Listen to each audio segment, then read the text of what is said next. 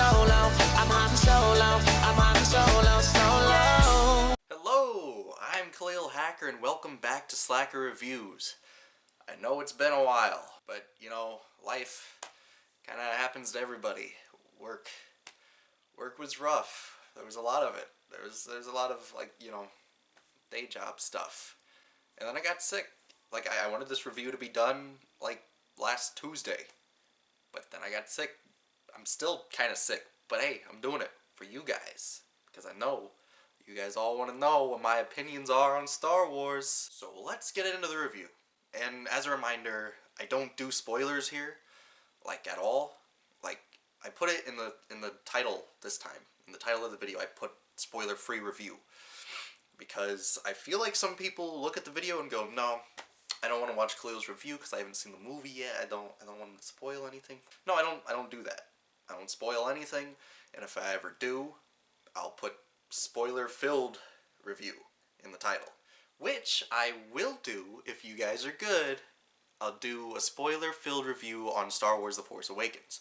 So keep an eye out for that if you want it. If you don't want it, let me know. I won't do it. Yeah, let's do this. It's been a while. It feels good to be on my laundry basket again. Let's get into this.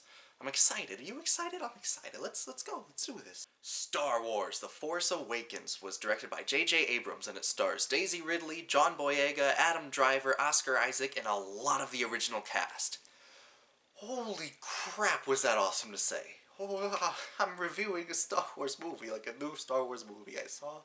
There's a Star Wars movie. Now, because the trailers did such a good job at hiding it, I'm not gonna go into the story almost at all. I'm gonna be very vague in this review. This is the spoiler-free review. This is just me saying whether it's good or not, go see it, come back, and by the time you've watched it, I'll give you the spoiler-filled review. Which, I mean, if you haven't seen it by now, you're a little bit crazy. I don't know how you've done it, like, not seen it yet. You're just insane. I've seen it twice now. So, get on that. Maybe you were just waiting for my review. Let me just say, if you've liked the original trilogy, you're gonna really like this one. Because we have all of the right factors working for it, okay? J.J. Abrams is really the only new filmmaker in this crew. We've got Lawrence Kasdan helping him write it, which I don't know if you know who Lawrence Kasdan is, but let me drop a few titles on you to refresh your memory. Lawrence Kasdan wrote the script for Empire Strikes Back, my personal favorite Star Wars movie, and Return of the Jedi. He also helped write the script for Raiders of the Lost Ark. And to really show you how he's really, really good at character building, he wrote and directed one of my favorite movies of all time, The Big Chill. Which, if you haven't seen that, go check that out. I know that one's underrated, and I might just do an underrated review on it. Hey. Also, John Williams is back doing the music for it. And the score for this movie is so good. I mean, it hints at the originals, but it's also its own thing in a way, which is just awesome. It's really freaking cool. Now let's get into the characters, who were very well written by Lawrence Kasdan.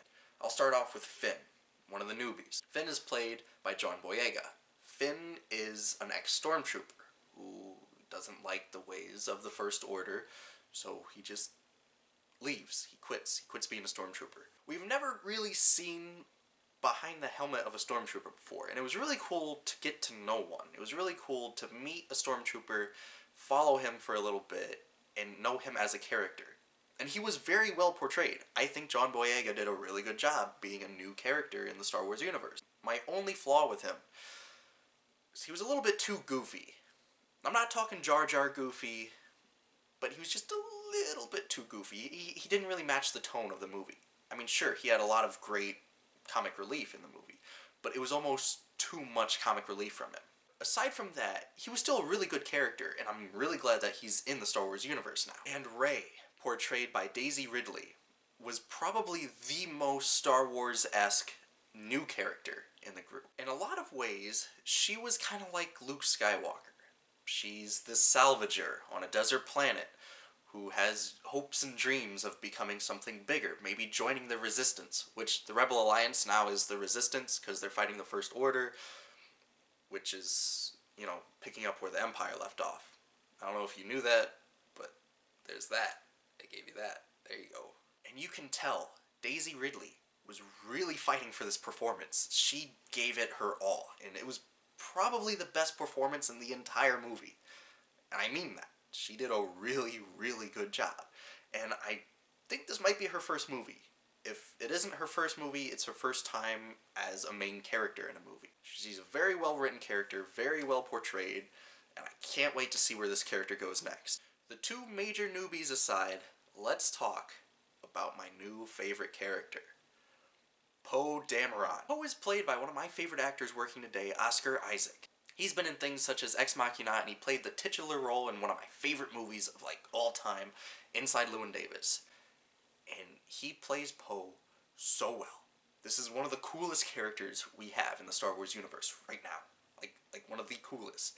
He's so just cool. Like, that's the only word I can think of that can perfectly describe him. Keeps a level head, like, the entire time. Every time he's on screen, you just feel safe. You feel like everything's gonna be okay because Poe is here. And I think we got a perfect dose of Poe. They didn't overutilize him. Like, they didn't beat us over the head with this awesome new character. Like, look guys, this guy's cool. Look at him, love him. But also, it wasn't too little of Poe. It was like a good amount of Poe to fall in love with this guy and know that you want to see a lot more of him. And I can't talk about new characters without talking about BB-8. I remember when I saw him in the trailer, I was a little worried. That this might be just some cheap marketing replacement for R2-D2. I actually fell in love with this little guy. He had a perfect amount of comic relief. It wasn't too much. It was just, he popped in at all the right moments, and he was actually an important character to the plot. Long story short, he was good. He was a good character. I liked him. Now on to the original characters. I will not talk a whole lot about any of them, because this is a spoiler-free review. I want you going into this movie very, very fresh. The only thing I'll give you about the original characters is every time they were introduced in this film, I teared up a little bit. They were introduced, all of them, in very satisfying ways. I wouldn't have it any other way. I loved seeing all of them again. And the Millennium Falcon. Let me just say, the first time I saw the Millennium Falcon in this movie, I cried. Tears came out of my eyes. I was sitting in the theater. It was a lot of like grown people. Like, I'm not like a full adult, you know, but a lot of people who are like old enough to not cry all the time. Everyone in that theater teared up a little bit. I'm not gonna lie to you. It's a very emotional movie. Now let's talk about the writing of this movie. I think it was a very, very, very good idea to have Lawrence Kasdan back writing, because the whole thing just had this feel of the original trilogy. It's been a very long time since we've seen like a classic adventure movie in the theaters. It reminded me a lot of like classic Spielberg movies, like Raiders, like just all of the Indiana Jones franchise. It was really nice. It was really relieving to just have fun with a movie again. You know, it's not too dark. Which, oddly enough, a lot of people are upset about. A lot of people think that this movie should have been darker. But I don't think so. Star Wars was never about that. Sure, there are dark moments, but it's not a brooding movie. It's not stark and serious. Because the prequels tried that a little bit. It didn't work. But this movie does work because it's fun. There's comic relief, there's action sequences, which the action sequences are great in this movie. Like I said, it reminds you a lot of like classic 70s action movies. And back to people criticizing this movie for not being dark enough, let's look at the original trilogy, okay? George Lucas himself has said that the original was supposed to be a kid's movie. Look at the Ewoks, man. I mean, Star Wars, the originals, the good ones, were never really about being serious and dark. They were fun. They appealed to basically everyone. If you don't like Star Wars, there's probably something slightly wrong with you. Just saying. I will say, though, there were a lot of callbacks to the original trilogy. And I mean a lot. There was almost too many callbacks to the original trilogy. And J.J. Abrams as the director, I was pleased with. I was very satisfied with what he did. Because I remember being very worried when he was announced as the director of Star Wars. Because I was like, he directed Star Trek. Can you do that? Can you direct both of those things? And then lens flares. I was really worried about lens flares. I was like, I don't want lens flares in the Star Wars universe. It doesn't call for it. But he didn't. He did good. He did really good. His directing in this movie reminded me a lot more of Spielberg than it did Lucas, which honestly is a good thing. He did with the camera what is necessary. He gave us, in a skillful way, what was necessary for us to see, which is very good for a director now. Because a lot of directors, they like jump cutting. They like showing us a lot of action. Like here's action. Here's this dude punching this dude in the face. Oh, here's a kick. Here's a punch. Here's a kick. They're on the floor now. All on different cuts. This wasn't that. This was classic directing, and it was very well done. Go you, JJ. Go you. Overall, I think this is a worthy addition to the Star Wars series. It's definitely a million times better than the Star Wars prequels. Like I said, some people think there was too much comedy in this movie, but it was really nice and relieving to have a fun Star Wars movie again. Also, some people think that it left way too many questions, open. But let's look at the original trilogy, okay? Let's look at the way Empire Strikes Back ended. Sure, we all know what happens next, because we all grew up with it, watching it over and over and over. But imagine how people felt when they first saw Empire Strikes Back, and the credits rolled, and they had to wait 3 years for answers. We know that there's more answers on the way. We know that there's 2 more movies in this new trilogy on the way. Settle down. Let's just wait. Let's wait to see what the answers are. Then let's judge the questions that were given in this movie. Is this a perfect movie? No. No, it's not. It has flaws, like any movie does. It's only because this movie was so hyped that people have really, really, really high expectations for it. But I didn't. I knew going in that it would have flaws, which it does. But is it a great movie? Yes. As a Star Wars movie, it's great.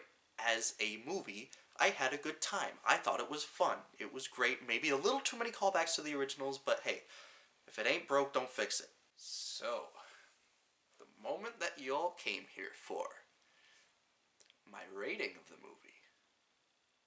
I'm going to give Star Wars Episode 7, The Force Awakens, an 8 out of 10. This was a perfect introduction to a new series. It opened a lot of questions that I can't wait to see answered.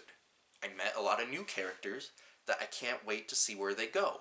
I'm very intrigued as to where the original characters are going to go from here.